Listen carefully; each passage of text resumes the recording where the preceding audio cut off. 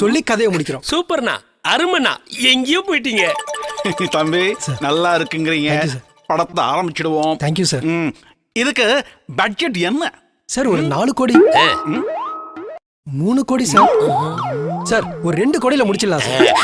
அது வந்து பிஎம் அண்ணா முதல் ஷெட்யூல 2 கோடியில முடிச்சிடலாம்னு சொல்ல வர்றாரு நம்ம வாசண்ணா. ஓகே ஓகே கொள்ளலாம். அப்போ பிஎம் அண்ணா மொத்தத்துல படத்தை 150 கோடியில முடிச்சிருவாரு நம்ம வாசண்ணா. கணபதி என்னையா சொல்ற? இது நமக்கு கொள்ளலாம்.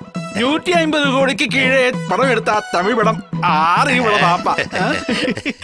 நமக்கு நாளைக்கு ஒரு காரியம் செய்யும். நீங்க 2 பேரும் வந்துருங்க, நாம டிஸ்கஸ் பண்ணி அடுத்து என்ன செய்யணும்னு பார்க்கலாம். சரியா? நாளைக்கு ஒரு சின்ன வேலை இருக்கு சார். டேய் கணபதி, பேங்க் இன்டர்வியூ இருக்குடா. அதெல்லாம் அப்புறம் பாத்துக்கலாம். பிஎம் அண்ணா நாளைக்கு நாங்க 2 பேரும் வந்துடுறோம். எனக்கு டைம் வேணும். நான் போய் பிளேன், ட்ரெயின், ஹெலிகாப்டர் இதெல்லாம் ஏற்பாடு செஞ்சு உடக்கேண்டாமா? அண்ணா அண்ணா நீங்க தெய்வம்னா. தெய்வம் பரவாயில்ல, நீங்க என் காலில் விழ வேண்டாம். ரொம்ப நன்றி சார். ஓ நல்ல மரியாதை தெரிஞ்ச இருக்கான். கணபதி நீ இவருக்கு அசிஸ்டன்ட் ஆன. நீங்க டைரக்டர், கதை வசனம் எல்லாம். ஞான் ப்ரொடியூசர். ஓகே குழப்பமில்லையே? ஓகே தானே? പിന്നെ കള്ള് കുടിക്കുമോ? ஐயோ அந்த கெட்ட பழக்கம்லாம் எனக்கு இல்ல சார். അയ്യോ പിന്നെ எப்படி கதை எழுதுவ நீ? ஐயோ எந்த குருவாயூரப்பா. போன காரியம் நல்லபடியா முடிஞ்சிரா.